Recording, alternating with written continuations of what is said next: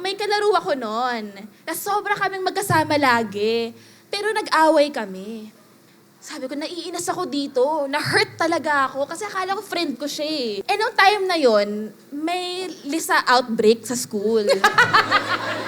Eh, di ba, rite of passage yon ng every Filipino child. So, sabi ko, paano ko ba ipapaalam sa taong tong nasaktan niya ako? Anong ginawa mo? Magkatabi kami matulog. Sabi ko,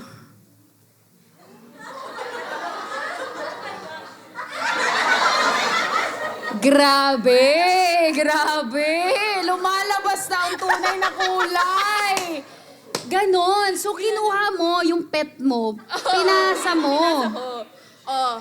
Juna May, dito ka muna. Tsaka gusto ko yung inalagaan mo sila. Talagang, wow. Oh, I have to let you go now.